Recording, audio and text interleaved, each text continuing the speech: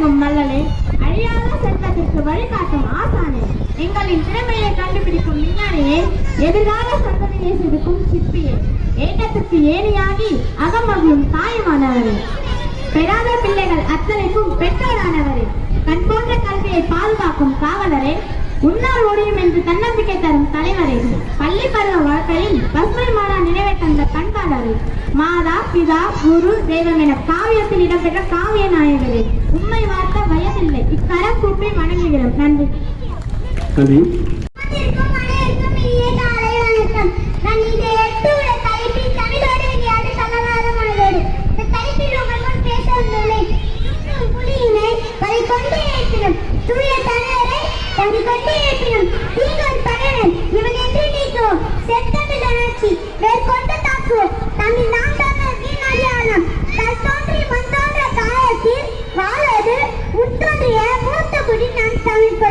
என்று புறப்பொருள் இரண்டாமானியில் புகழ்புரிது நம் தமிழ்மொழியே. தமிழால் தமிழர்கள் தமிழரால் தமிழ் என்று பின்னி பிணைந்தது இந்த உறவு முறை. உலகத்தில் உள்ளவர்கள் அவரவர் தாய்மொழியில் பேர் வைக்கின்றனர். ஆனால் இந்த உலகத்தில் ஒரே ஒருவன் அவன் தாய்மொழியை பெற வைக்கின்றது தமிழகத்தில் மட்டும்தான். தமிழ்ச்செல்வன் தமிழ்ச்செல்வி என்றதாம்.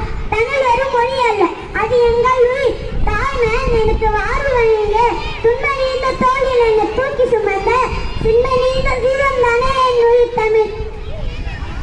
என்னை ஏந்தது என்று வாயை என சொல்லி, மண்ணை நிமதங்க என்று சொல்லி, 8 திசையும் சீர் என்று சொல்லி என்று சொன்னது தானே என் உயிர் தமிழ், என் மொழி தமிழ். சங்க முழங்கிட சங்கோலி முழங்கிட காதல் வந்து பாய்வதானே என் தேன் தமிழ், என் உயிர் தமிழ். செம்மொழியாகிய நம்மொழி தமிழ் யாமந்த மொழியிலே தமிழ் மொழி போல் நீளாதது எங்கே காணும் என்று கூறினார் பாரதி. உண்மைதானே, இந்த உலகத்தில் உள்ளவர்கள் அவரவர் தாய்மொழியில் பேசிக் கொண்டிருக்கிறார்கள். ஆனால் தமிழாகிய நாம் அந்தந்த மொழியிலே தாய்மொழியிலே பேசுகின்றோம் என்று ஒருவர் தமிழரும் அறிந்து கொள்ள வேண்டும். மனக்கலராமல் தமிழிலே பேச வேண்டும். நன்றி. அதனை தொடர்ந்து